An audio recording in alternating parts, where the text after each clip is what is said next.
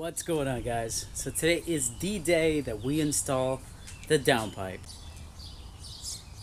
And there she is, just waiting to be installed. First things first, I need to jack up the car.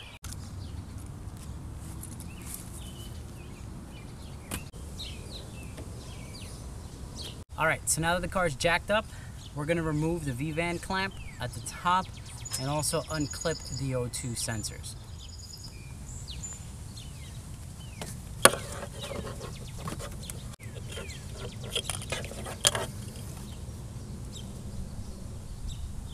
This one back here is going to be a T40.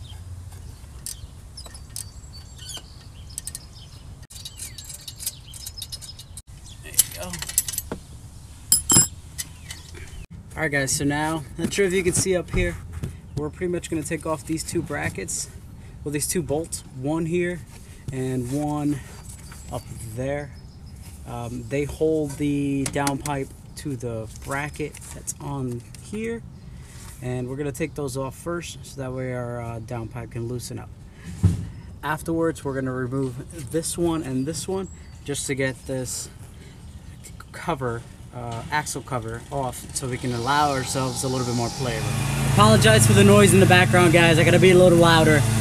So next, we're going to take off the brackets here, and then we're going to remove this bracket at the 4 bolts. 1, 2, 3, 4, and the clamp that holds the downpipe off, and we should be able to slide the downpipe.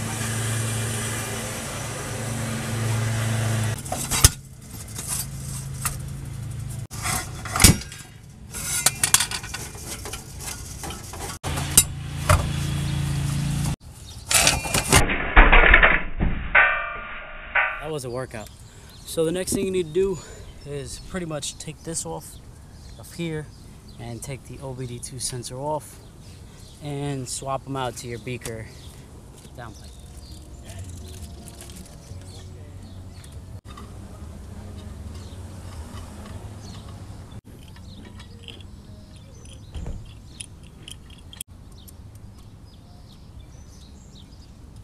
Alright, so now we need to go underneath the car and feed the top of the downpipe through. You guys will see it come up on top over here.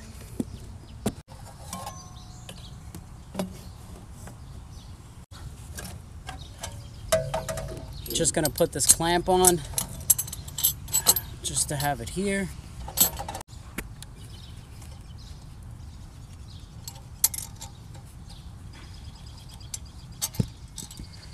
Now let's go underneath the car and make sure every other bolt is adjusted.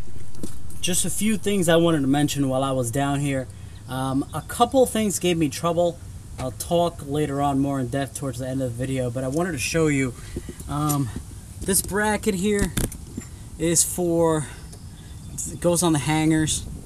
That gave me a little bit of trouble because I didn't know how exactly I wanted to do it or how exactly I was supposed to do it. I feel like this is supposed to go back here, but the way it's designed, it just doesn't have enough room to allow me to do that unless I was supposed to put this on first.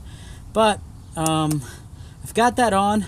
Another thing, the OBD2 up here, even with the extension that I put on, it's still a little bit too short, so I'm gonna have to order an extension for it because I don't have an map 2, not a map 2, sorry, a stage 2 flash that I am doing currently, so I won't be able to get rid of the check engine light unless I get this plugged in.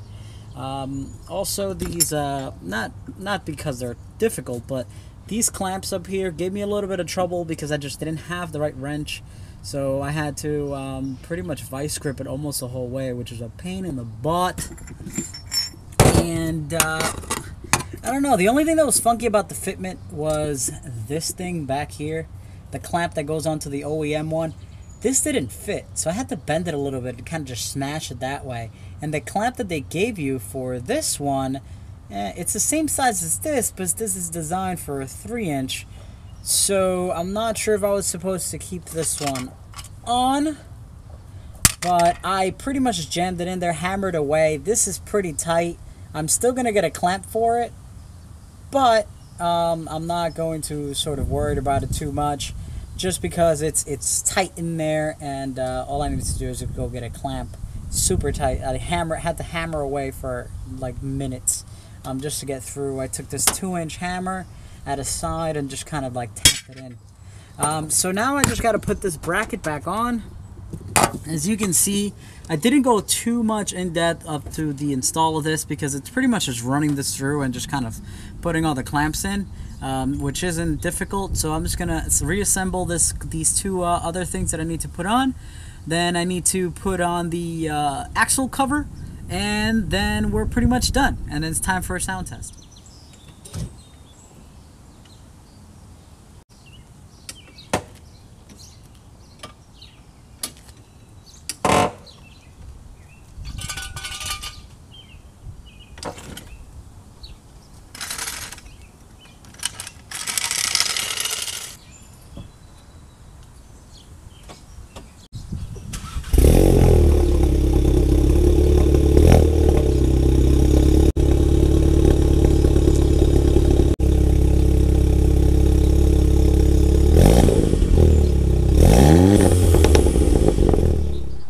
In conclusion, I think it sounds pretty darn good.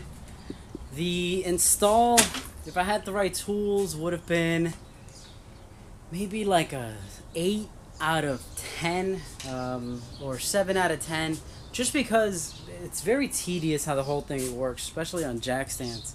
It's pretty tough to do everything, but other than that, guys, I think it sounds really good. I'm kind of bummed out that I need an OBD2 extension. I should have probably figured that out before, just by looking at where the OBD2 sits. So I'm gonna go upstairs, order that, but I'll have to rock that check engine light until I get the OBD2 extension. So till next time, guys, thanks very much for watching. Peace out.